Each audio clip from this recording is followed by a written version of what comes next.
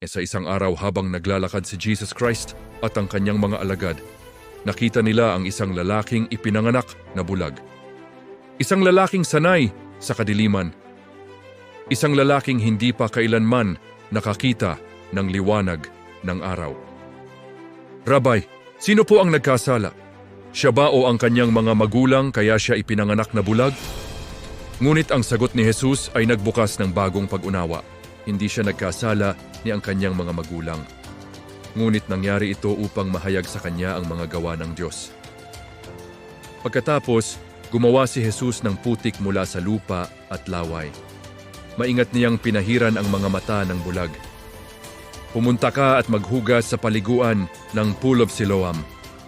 Sumunod ang lalaki, naglakad siya sa dilim, umaasang may mangyayari, at nang siya'y maghugas, isang himala ang naganap. Ang lalaking hindi pa kailanman nakakita ay nakakita, nagulat ang mga tao. Hindi ba siya ang lalaking pulubi na bulag? Ang iba'y nagsabi, siya nga! Ang iba naman, hindi, kamukha lamang. Ngunit sinabi ng lalaki, ako nga iyon. Bulag ako noon, ngunit ngayon ay nakakakita na. Ngunit hindi lahat ay natuwa, dinala siya sa mga Pariseo. Pinagdudahan nila ang himala. Paano ka nakakita?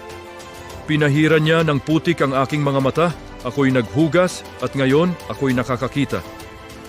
Habang tumatagal, ang lalaking dating bulag ay lalong naniniwala kay Jesus. Ngunit ang mga taong nag-aakalang nakakakita ay lalong naging bulag sa katotohanan. Sa huli, muling natagpuan ni Jesus ang lalaki. Naniniwala ka ba sa anak ng tao? Sino po siya, Panginoon, upang ako'y maniwala? Nakikita mo na siya. Siya ang nagsasalita sa iyo ngayon. At siya'y sumagot, sumasampalataya ako, Panginoon.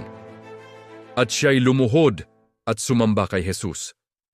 Pagkatapos sinabi ni Jesus, naparito ako sa mundong ito upang ang mga hindi nakakakita ay makakita at ang mga nag-aakalang nakakakita ay maging bulag.